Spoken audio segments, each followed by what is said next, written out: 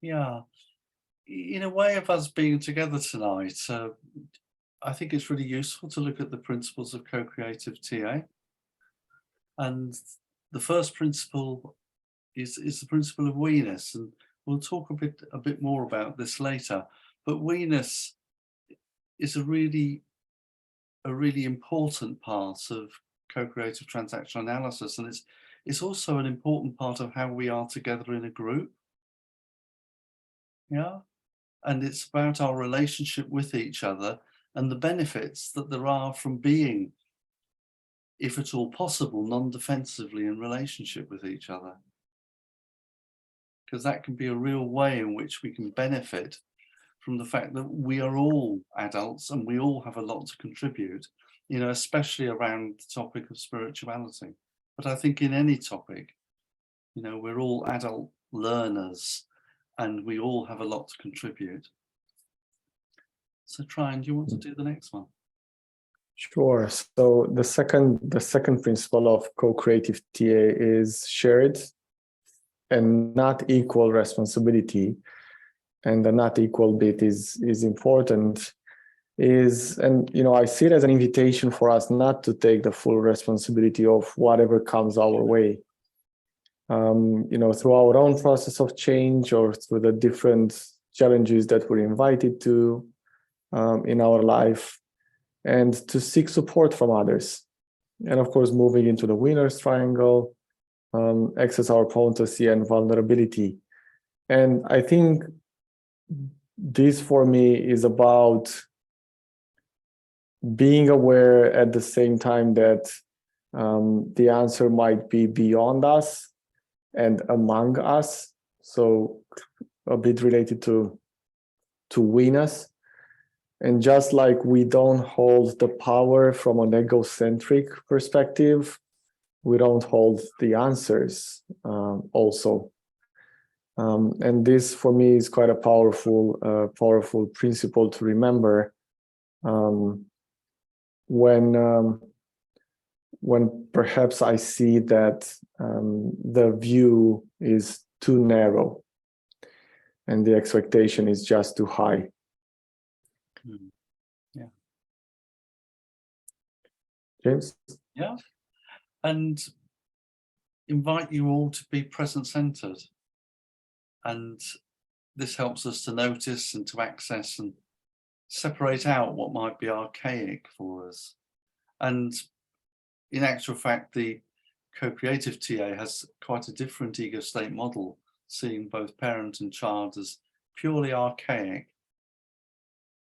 And present-centered relating is about relating from adults, while, as I just mentioned, noticing what might be archaic and being willing to explore that. Okay? Try. Yeah, and last principle, or the fourth principle, which actually you will not find in the initial writings of Summers and Tudor in their article in 2000, is respect and unconditional mutual positive regard, so for self and others. And this was added by Paul Robinson, a dear friend of ours. And this enables us to actually access all those other principles, or to work from those perspectives of we-ness, shared responsibility, and present-centeredness from an okay position. And to have the courage to be vulnerable. And to a degree, this ties into the philosophy of okayness from TA, and it adds also from the work of Rogers. So it adds perhaps a broader stance to it. So these are the four principles of co-creative TA, and you know, for those who have been in these sessions, we usually start with this because we find them as a bedrock for the way we engage and for the way we want to be. For me, co-creativity is also, or has been, a stepping stone between perhaps the more classical TA or the broader TA and even spirituality. So it's a very meaningful, these are very meaningful principles for myself. Yeah. So, yeah, and of course, confidentiality will be really important, and really important that that we can share our own stories with others, and to keep confidential the stories of other people will be really important. And does anybody else got anything else they want to say in terms of confidentiality?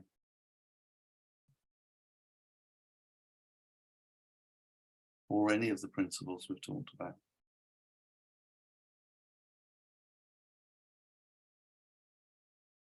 So, okay, so for this evening, what we're going to start off with is Traian and I will talk for a little bit about our interest in spirituality and where we are with it, and then we'll go on and start to talk about some of the places where we see TA and co-creative TA link in with spirituality.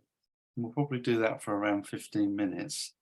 And then I'd like you all, well, give you a choice of whether to go into groups of 3 or so, or stay together and actually start to sort of see what you make of what Traian and I talk about, and see what sense you make of that.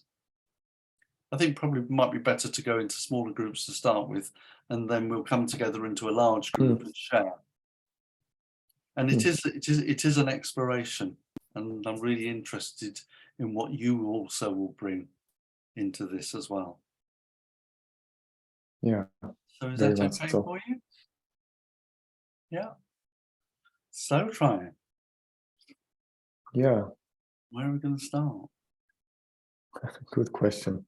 Well, I'm curious what interests you in spirituality, because I know the story, and you've been interested and in spirituality for so long. Yeah, I don't know why, but I think for me, I was brought up, my mother was Roman Catholic, and at the age of 7 I was serving on an altar, and I then entered a monastery and was a monk for several years, and then came out of that. And I think my sense of the spiritual has always been with me, and it's something that has never left me. And I've always thought of my own therapeutic journey as being something very spiritual, although spirituality in my own therapy is not addressed very often. It's not a significant part, and yet for me, therapy is such an important part of how I think about my spiritual journey. And I chose to give it those words, a spiritual journey, and I'm well aware that other people may not, and other people will think about spirituality in very different ways. But my sort of sense is we all experience something, and we all have different ways of describing that something. And it depends on our culture, what religion we're brought up in, our family attitude towards it. It's very varied. But for me, it's always been there. And I guess culturally, I'm very Christian, but I have for a long time now moved away from seeing any one religion as holding the whole truth in any sense of the word. So for me, it's very much about honouring lots of other traditions of religion and spirituality and being at home with that.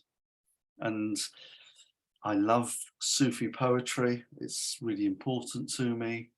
I love some of the poetry that's come out of Kashmir, which is very much about non-duality, as Tim was talking about. I like many aspects of Buddhist writings as well. So for me, and there's always just a base interest in it, and a sort of sense that this is part of my life. Hmm. And what about you?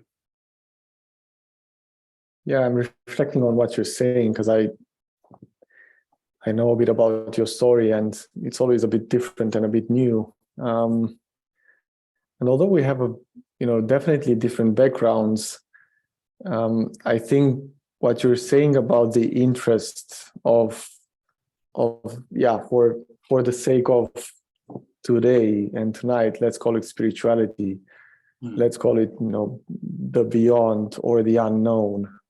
I've always found it very intimate, and it was more of a feeling, more of a sense than a cognitive understanding or preoccupation. And for me, something deeply changed in 2010 when something personal happened, and that shifted, or perhaps that allowed for this dimension in my life, this sense to come closer to my awareness. And the journey that I've been hearing also in the introduction that many of us followed, I did the same. And although I was following the TA path for so many years, I brought in the spiritual one. And yeah, as you say, it's less about the religious part of it. I'm an Orthodox, for example, and basically it had very little to do with that. So the more I looked into this, the more I experienced it, the more I tried different things, and non-duality is part of it, as I was hearing it named here. I also realized that there is this common base to it all, and that common base, is named in different textbooks, and in different theories and in different religions. And coming back a bit to co-creativity and TA, I was questioning, but how does this live into the day-to-day? How does this live into my practice? How is that changing me as a human being? So gradually, as time went by, my interest in spirituality merged more and more into my practice. And you might ask, and you're working in organizations, and I'll share more on that. But that's how it all started, and I don't have a set beginning. I do know moments that impacted it more than others, or triggered perhaps a heightened interest. Yeah, and co-creativity definitely offered connecting points perhaps to TA and spirituality from my perspective. We were talking about the principle of Venus. Yeah. And even growing up, learning about TA, learning about myself, learning about my deep interest in the idea of a community and groups and organizations, and what's the angle that I take on my job and my work. I think it's a key lesson to learn, or to grasp this idea of there's more than me, there's more than us, and there's more than us in between us being present in any context we're in. So for me, Venus is also about that, and from that perspective, it can equally be applied in the therapy room, coaching room, organizational, or community, or school. Yeah, and spirituality can be seen quite often as really about what goes on between us when we're in community. And some religious practices have a very strong sense of community. And I think for me, Venus, is the beginning of being able to transcend ourselves, because we can be in ourselves, in our egocentric selves, and we have a perspective in the world just from ourselves. But if we can allow ourselves to be present, fully present with others, it then opens us up to a much wider experience of others' experience and how others see the world. Mm. And I think that's really important. And a person-centered writer called Maureen O'Hara talks about relational empathy, which goes beyond an egocentric type of empathy, and seeing empathy not just as a tool or a skill, but as a way of being with other people. And Keith Tudor has written a chapter on empathy, but he nowhere really defines empathy in that chapter. And where I've got with that is that it's really about how are we non-defensively present with each other? Because the one thing I observe in myself is I can't engage in we-ness when I become defensive. When I become defensive, I don't make contact with other people. I get lost in myself. So we-ness, I think, is such an important aspect, of co-creative TA. And I think it has big links into how we are spiritually present, if that's how you want to describe it. And I know some people will resist that and not want to, and that's actually okay. Yeah. It's you've used the word egocentric, and I think I touched on it briefly too. We're talking about we-ness, we're talking about present-centeredness. The concept of here and now is also quite common in spiritual texts and writings these days. And there's this very subtle letting go needed of this egocentric perspective in order to be in the we-ness together with somebody genuinely in the moment. And the way I connect that to perhaps TA, more traditional TA terms, I link it to intimacy. I think Byrne was talking about intimacy from that perspective of deep presence and mutual recognition. And perhaps that's why back then he was calling it out so rare. He actually mentioned that it's such a rare instance, intimacy. And it's also about how do we relate to our script in this present moment of we-ness. And for me, I've got this view of script which is quite generous, let's say. So I don't have this view that we're out of script, but I think it's highly altruistic, if nothing else, for us to learn how to see the script detached from us. So this practice of realizing that there's more to us is also a way to look at our defensive patterns. It's not always easy. So we talk about it, and it's not always easy, but it takes a certain honesty to be doing that. And I find this so important no matter where we are.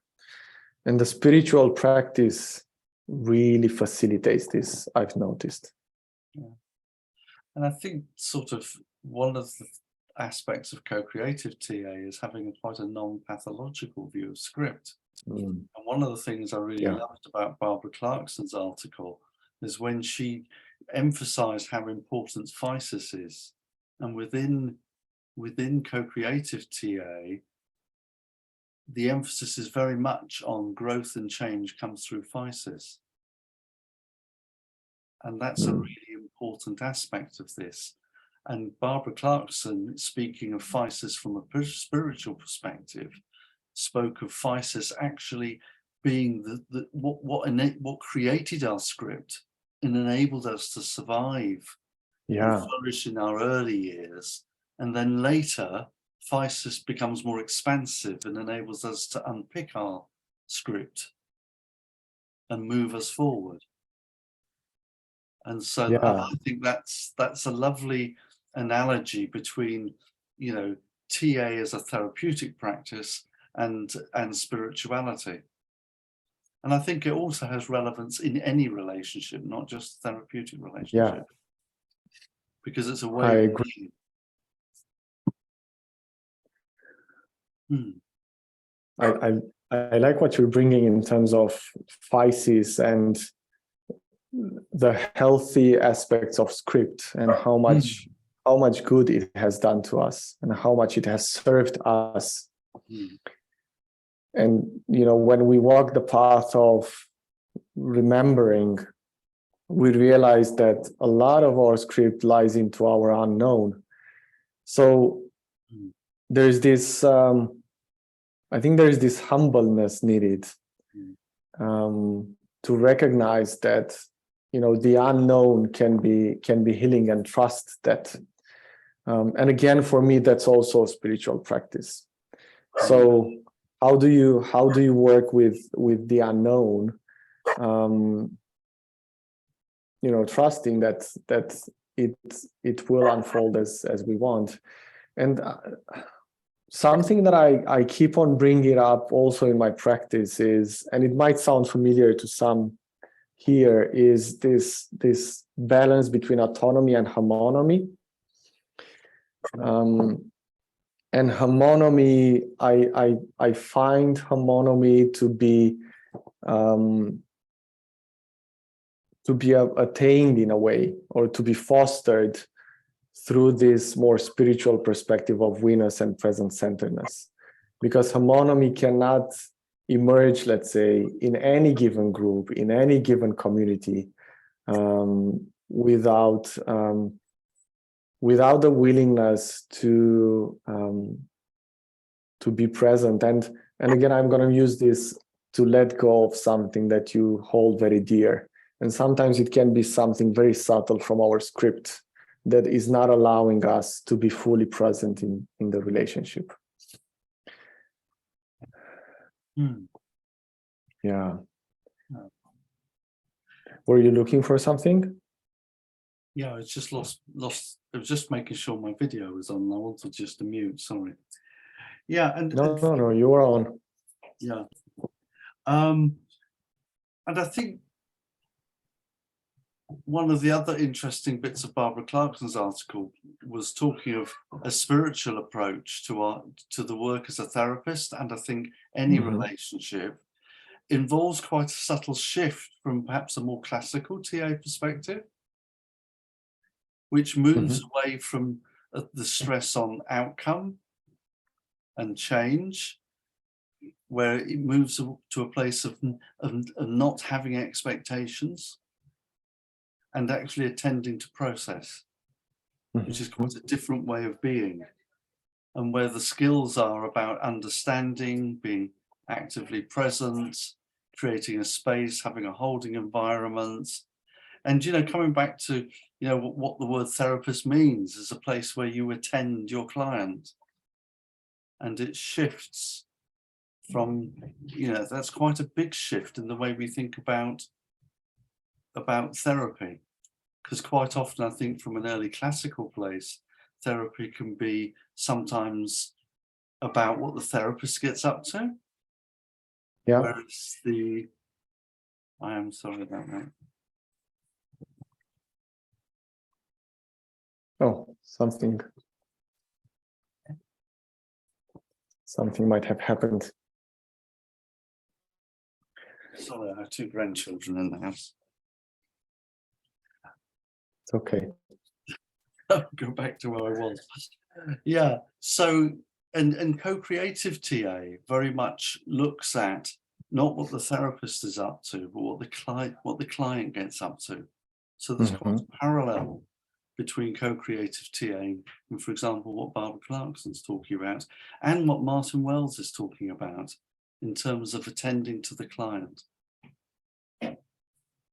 Yeah, it's I was reflecting on how is this, because I think P was saying that she's coming from this place of organizational life, and how is this approachable? How is this applied in those type of contexts. And I deeply believe that, and I'm experiencing it. I'm not only believing in it. It's this way of looking at things and this way of allowing, from this present-centeredness, from this place of okayness and mutual positive regard, which I find very close to spiritual values, let's say, or perspectives, actually does change the way we interact. It might not change it today, it might not change it tomorrow or instantly, but it deeply changes our intentions in any relationship we go to. And sometimes we come together in communities and in groups and in organizations towards an objective.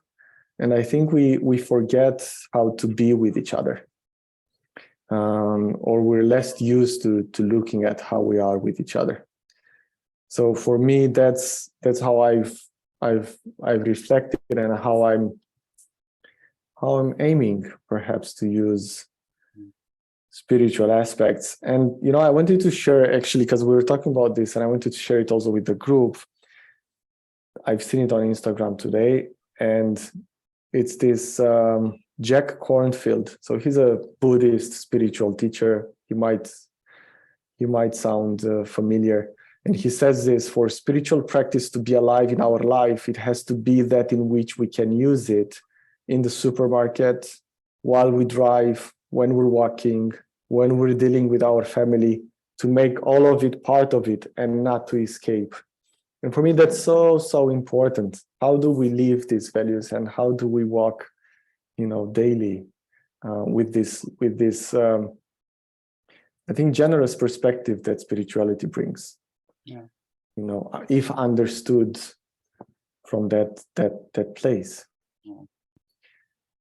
Yeah. And one of the things that I'm sort of quite surprised about is Eric Byrne didn't talk a lot about spirituality. No. Not much. Nor religion. Not really. And yet religion, yeah. He said some things about, that old quote in Old French, which was about, I treat patients and God cures them. Yeah. And he obviously had a sense of the spiritual, and that it wasn't just about what the therapist gets up to. And yet I'm not aware of anything that he wrote specifically about that.